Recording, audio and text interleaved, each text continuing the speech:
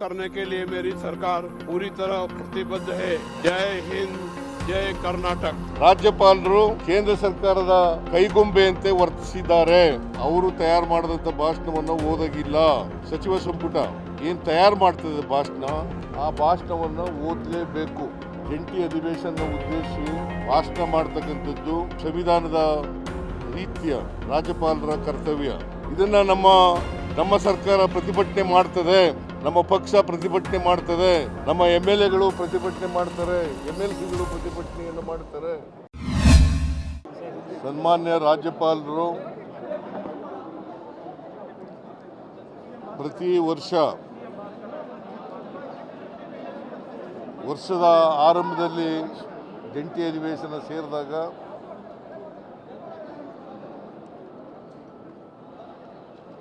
ಮತ್ತು ಹೊಸ ಸರ್ಕಾರ ಬಂದಾಗ ಜಂಟಿ ಅಧಿವೇಶನ ಉದ್ದೇಶಿಸಿ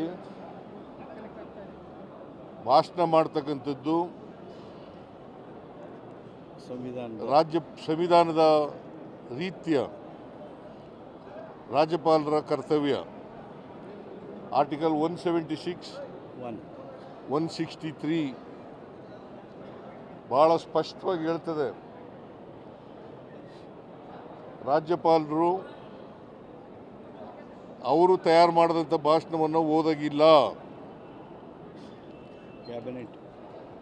ಕ್ಯಾಬಿನೆಟ್ ಏನು ಪ್ರಿಪೇರ್ ಮಾಡಿಕೊಡ್ತದೆ, ಸರ್ಕಾರದ ಸಚಿವ ಸಂಪುಟ ಏನು ತಯಾರು ಮಾಡ್ತದೆ ಭಾಷಣ, ಆ ಭಾಷಣವನ್ನು ಓದಲೇಬೇಕು.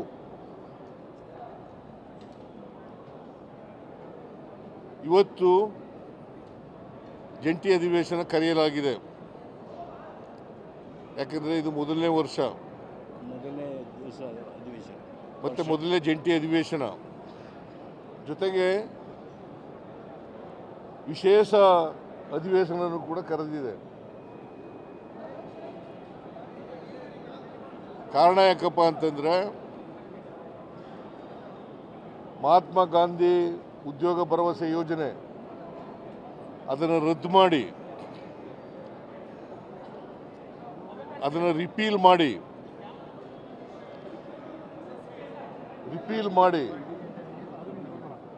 VB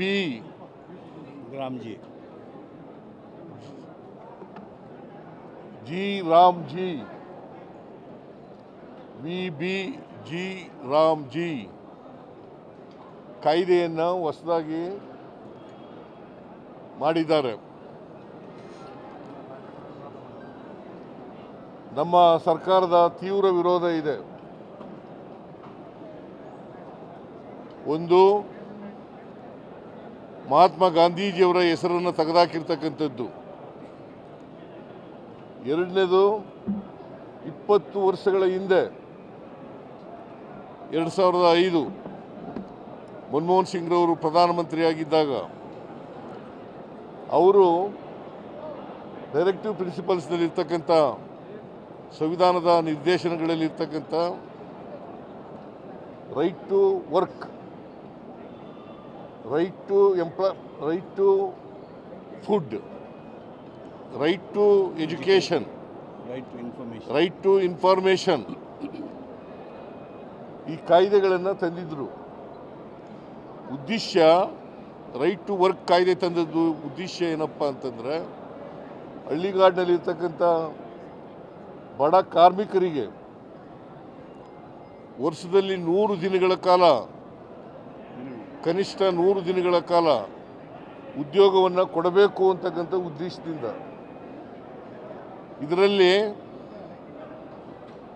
ದಲಿತರು, ಕಾರ್ಮಿಕರು ಮತ್ತು ಮಹಿಳೆಯರು, ಸಣ್ಣ ರೈತರು ಇದರಲ್ಲಿದ್ದಾರೆ. ಈ ಉದ್ಯೋಗ ಪಡ್ಕೊಳ್ತಕ್ಕಂಥ ಕೆಟಗರೀಸ್ನಲ್ಲಿ ಇವರೆಲ್ಲರೂ ಕೂಡ ಇರ್ತಕ್ಕಂಥ ಇದು. ವಿಶೇಷವಾಗಿ 53% ಮಹಿಳೆಯರಿದ್ದಾರೆ, 28% ದಲಿತರಿದ್ದಾರೆ. ಇವ್ರಿಗೆ ಉದ್ಯೋಗ ಕೊಡ್ತೀವಿ ಅಂತಕ್ಕಂಥ ಖಾತ್ರಿ ಇಲ್ಲ. ಅವರು ಕೇಳಿದ ಜಾಗದಲ್ಲಿ ಅವ್ರ ಊರಿನಲ್ಲೇ ಅಥವಾ ಅವ್ರ ಜಮೀನುಗಳಲ್ಲೇ, ಸಣ್ಣ ರೈತರಾದರೆ ಅವ್ರ ಜಮೀನುಗಳಲ್ಲೇ ಅವರು ಕೆಲಸ ಮಾಡ್ಬೋದಾಗಿತ್ತು. ಇದನ್ನು ರದ್ದು ಮಾಡಿದ್ದಾರೆ. ಯಾಕಂತಂದರೆ ಈಗಿನ VBG ರಾಮ್ಜಿ ಕಾಯ್ದೆನಲ್ಲಿ ಕೇಂದ್ರ ಸರ್ಕಾರ ತೀರ್ಮಾನ ಮಾಡಬೇಕು. ಕೇಂದ್ರ ಸರ್ಕಾರ ಎಲ್ಲಿ ಕೆಲಸ ಮಾಡಬೇಕು ಅಂತಂದರೆ ಅಲ್ಲಿ ಮಾಡಬೇಕು. ಅವರು ತೀರ್ಮಾನ ಮಾಡ್ತಾರೆ ಎಲ್ಲಿ ಕೆಲಸ ಮಾಡಬೇಕು ಅನ್ನೋದನ್ನು ತೀರ್ಮಾನ ಮಾಡ್ತಾರೆ. ಆಮೇಲೆ 365 ದಿನಗಳು ಯಾವಾಗ ಕೆಲಸ ಕೇಳಿದ್ರು ಕೊಡಬಹುದಾಗಿತ್ತು, ಯಾವಾಗ ಕೆಲಸ ಕೇಳಿದ್ರು ಕೂಡ ಕೊಡಬೇಕಾಗಿತ್ತು. ಅದು ಸರ್ಕಾರದ ಕರ್ತವ್ಯ. ಜೊತೆಗೆ ಆಕ್ಷನ್ ಪ್ಲ್ಯಾನ್ ಮಾಡ್ತಕ್ಕಂಥದ್ದು ಆಯಾಯ ಪಂಚಾಯಿತಿಗಳು, ಆಕ್ಷನ್ ಪ್ಲ್ಯಾನ್ ಮಾಡ್ತಕ್ಕಂಥದ್ದು ಪಂಚಾಯಿತಿಗಳು, ಗ್ರಾಮ ಸಭೆಗಳು. ಇದನ್ನು ಈ ಕಾಯ್ದೆನಲ್ಲಿ, ಹೊಸ ಕಾಯ್ದೆನಲ್ಲಿ ರಾಮ್ಜಿ VBG ರಾಮ್ಜಿ ಕಾಯ್ದೆನಲ್ಲಿ ಇಲ್ಲ. ವಿರೋಧ ಪಕ್ಷದವರು ಅದನ್ನು ಉದ್ದೇಶಪೂರ್ವಕವಾಗಿ ಡಿಫೆಂಡ್ ಮಾಡ್ಕೋತಾ ಇದ್ದಾರೆ. ಯಾಕಂತಂದರೆ ಇವ್ರಿಗೆ ಯಾವುದೇ ಸ್ವಾತಂತ್ರ್ಯ ಇಲ್ಲ. ವಿರೋಧ ಪಕ್ಷದವ್ರಿಗೆ ಕೇಂದ್ರ ಏನು ಮಾಡಿದ್ರು ಕೂಡ ಅದನ್ನು ಮಾಡಬೇಕು ಅಂತಕ್ಕಂಥದ್ದು, ಅದನ್ನು ಒಪ್ಕೋಬೇಕು ಅಂತಕ್ಕಂಥದ್ದು, ಅದನ್ನು ಸಮರ್ಥನೆ ಮಾಡ್ಕೋಬೇಕು ಅಂತಕ್ಕಂಥದ್ದು ಇವರಲ್ಲಿ ಇರ್ತಕ್ಕಂಥ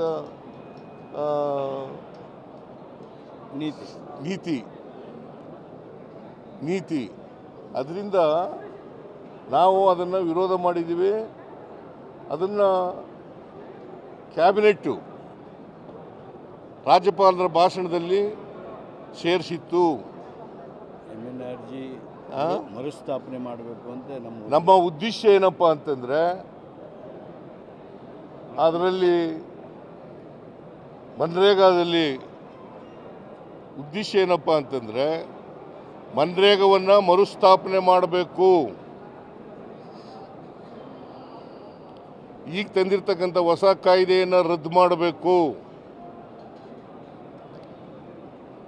ನಮ್ಮ ಪಕ್ಷದಲ್ಲಿ ಮತ್ತು ಸರ್ಕಾರದಲ್ಲಿ ತೀರ್ಮಾನ ಮಾಡಿದ್ದೀವಿ.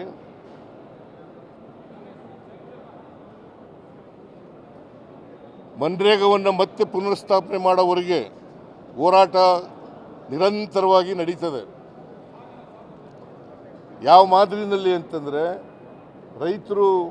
ರೈತ ವಿರೋಧಿ ಕಾಯ್ದೆಗಳನ್ನು ತಂದಿದ್ರಲ್ಲ, ಅವುಗಳನ್ನು ವಾಪಸ್ ತಗೊಂಡ್ರಲ್ಲ, ಅಲ್ಲಿವರೆಗೂ ಕೂಡ ನಾವು ಹೋರಾಟವನ್ನು ಮುಂದುವರಿಸ್ತಕ್ಕಂಥ ಕೆಲಸವನ್ನು ಮಾಡ್ತೀವಿ.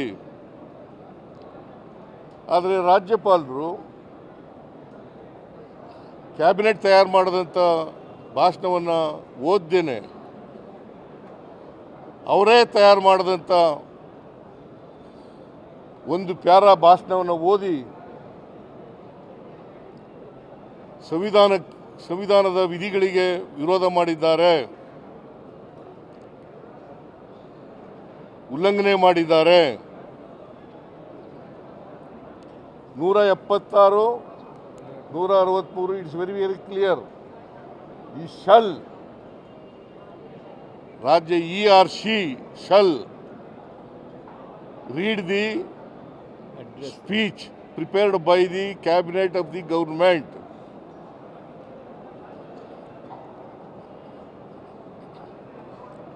ಇದು ಇರ್ತಕ್ಕಂಥ ವಾಸ್ತವ ಪರಿಸ್ಥಿತಿ. ಇದು ಸಂವಿಧಾನದ ಉಲ್ಲಂಘನೆ ಆಗಿದೆ. ಮತ್ತೆ ಜನ ಪ್ರತಿನಿಧಿಗಳ ಸಭೆಗೆ ಅವಮಾನ ಆಗಿದೆ. ಇದು ಮೊದಲಿಂದ ನಡ್ಕೊ ಬಂದಿರತಕ್ಕಂಥ ಪದ್ಧತಿ. ಸಂವಿಧಾನ ಬಂತವಿಂದ ಅಸೆಂಬ್ಲಿಗಳು, ಪಾರ್ಲಿಮೆಂಟ್ಗಳು ಪ್ರಾರಂಭ ಆದಮೇಲೆ ನಡ್ಕೊ ಬಂದಿರತಕ್ಕಂಥ ಸಂವಿಧಾನ ಬದ್ಧವಾದಂಥ ವಿಚಾರ. ಇದನ್ನು ಉಲ್ಲಂಘನೆ ಮಾಡಿದ್ದಾರೆ. ಇದನ್ನು ನಮ್ಮ ಸರ್ಕಾರ ಪ್ರತಿಭಟನೆ ಮಾಡ್ತದೆ, ನಮ್ಮ ಪಕ್ಷ ಪ್ರತಿಭಟನೆ ಮಾಡ್ತದೆ. ನಮ್ಮ MLAಗಳು ಪ್ರತಿಭಟನೆ ಮಾಡ್ತಾರೆ, MLCಗಳು ಪ್ರತಿಭಟನೆಯನ್ನು ಮಾಡ್ತಾರೆ. ಇಡೀ ರಾಜ್ಯದಲ್ಲಿ ನಾವು ಹೋರಾಟವನ್ನು ಹಮ್ಮಿಕೊಂಡಿದ್ದೀವಿ. ರಾಜ್ಯಪಾಲರು ಕೇಂದ್ರ ಸರ್ಕಾರದ ಕೈಗೊಂಬೆಯಂತೆ ವರ್ತಿಸಿದ್ದಾರೆ.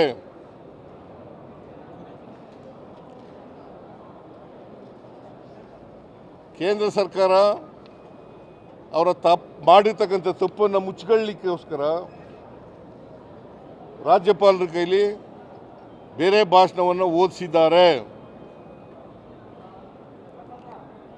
ಇದು ಸಂವಿಧಾನ ಬಾಹಿರ, ಸಂವಿಧಾನದ ಉಲ್ಲಂಘನೆ. ಅವರ ಕರ್ತವ್ಯವನ್ನು ಪಾಲನೆ ಮಾಡಿಲ್ಲ, ಅವರ ಜವಾಬ್ದಾರಿಯನ್ನು ಪಾಲನೆ ಮಾಡಿಲ್ಲ.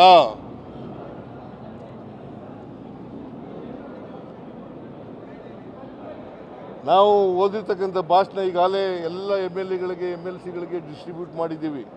ನಾವು ತಯಾರು ಮಾಡಿದಂಥ ಭಾಷಣ, ಸರ್ಕಾರ ಕ್ಯಾಬಿನೆಟ್ ತಯಾರು ಮಾಡಿದಂಥ ಭಾಷಣನ ಎಲ್ಲ MLAಗಳಿಗೆ MLCಗಳಿಗೆ ಡಿಸ್ಟ್ರಿಬ್ಯೂಟ್ ಮಾಡಿದ್ದೀವಿ. ಅದು ನಾನು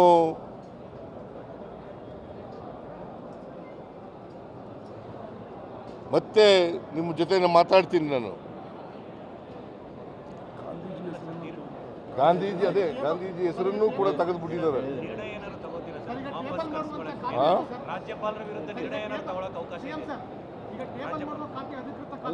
ಇಲ್ಲ, ನಾವು ಕೋರ್ಟ್ಗೆ ಹೋಗ್ಬೇಕು, ಸುಪ್ರೀಂ ಕೋರ್ಟ್ನಲ್ಲಿ ಮೊಕದ್ದಮೆಯನ್ನು ಹೂಡಬೇಕು ಬೇಡವೋ ಅಂತಕ್ಕಂಥದ್ದನ್ನು ವಿಚಾರ ಮಾಡಿ ನಿಮಗೆ ತಿಳಿಸ್ತೀನಿ.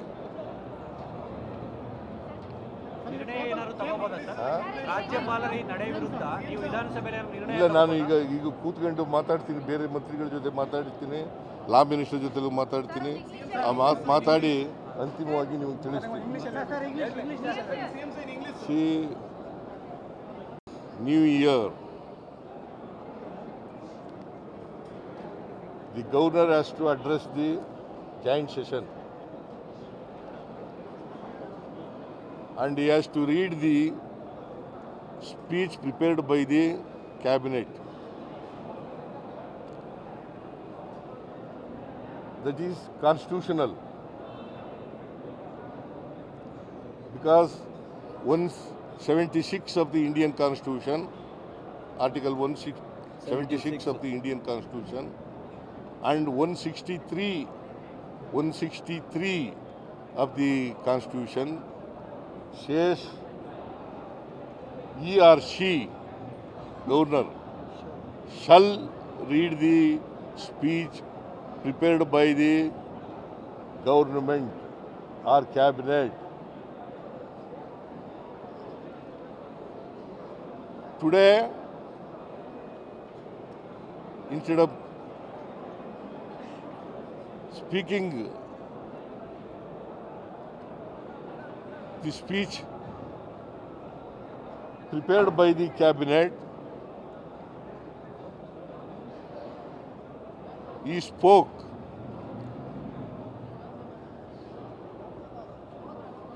the speech prepared by himself.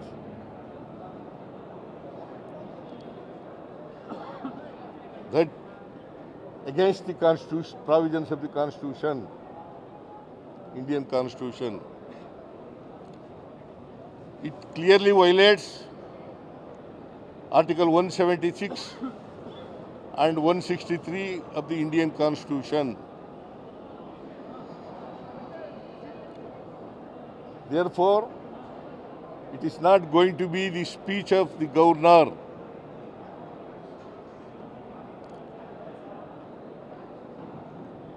He has not discharged his duties as per the Indian Constitution.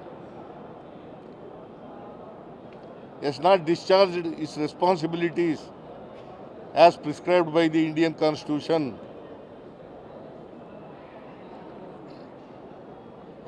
Therefore,